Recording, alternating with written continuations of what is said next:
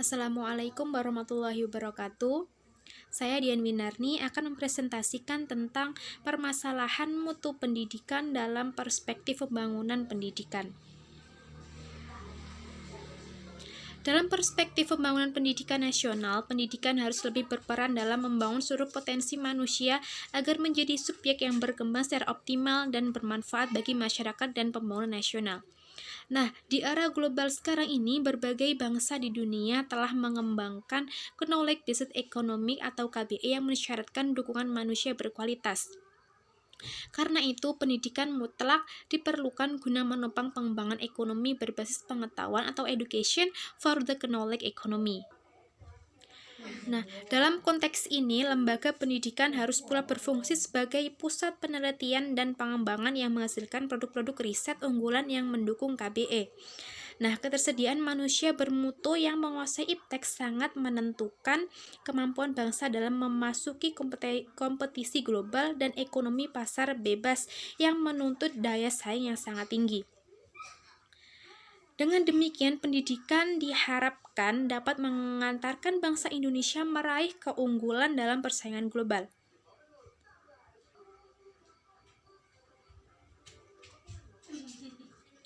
Dalam 3 tahun mendatang, pembangunan pendidikan nasional di Indonesia masih dihadapkan pada berbagai tantangan yang serius, terutama dalam upaya peningkatan kinerja yang mencakup pemerataan dan perluasan akses, peningkatan mutu relevansi dan daya saing, penataan tata kelola, akuntabilitas dan citra publik, serta peningkatan pembiayaan. Yang mana indeks pembangunan manusia menunjukkan peringkat Indonesia yang mengalami penurunan sejak 1995, yaitu peringkat ke-104 pada tahun 1995, ke-109 pada tahun 2000, ke-110 pada tahun 2002, ke-112 pada tahun 2003, dan sedikit membaik pada peringkat ke-111 pada tahun 2004 dan peringkat ke-110 pada tahun 2005. Penurunan indeks ini lebih banyak disebabkan oleh indikator penurunan kinerja perekonomian Indonesia sejak krisis ekonomi pada pertengahan tahun 1997.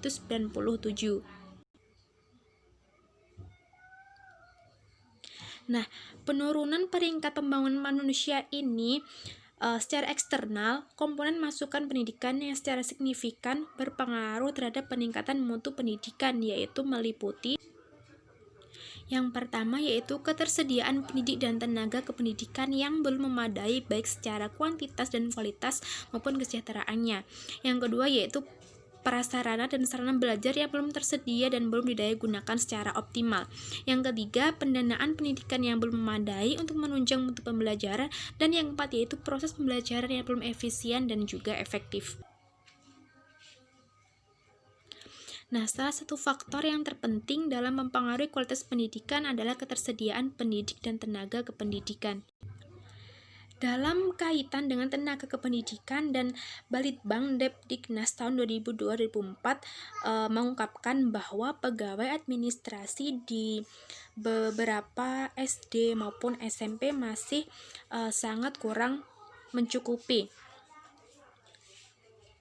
Masalah guru dan juga pendidik lainnya adalah masih terdapat kesenjangan guru dilihat dari keahlian guru yang mengajar tidak sesuai dengan bidang keahliannya, dan yang masih banyak terjadi terutama pada SMA, swasta dan juga MA.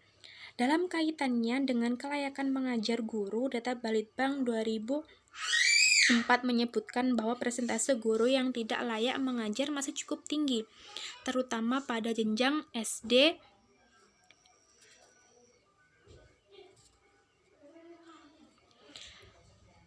yaitu sekitar 609,217 orang atau 49,3%, baik pada sekolah negeri maupun swasta yang tercantum pada tabel berikut ini.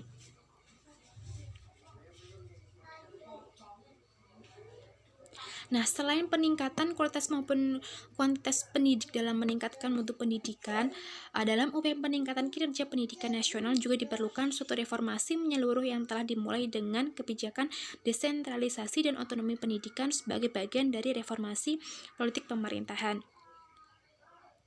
Sekian presentasi dari saya. Wassalamualaikum warahmatullahi wabarakatuh.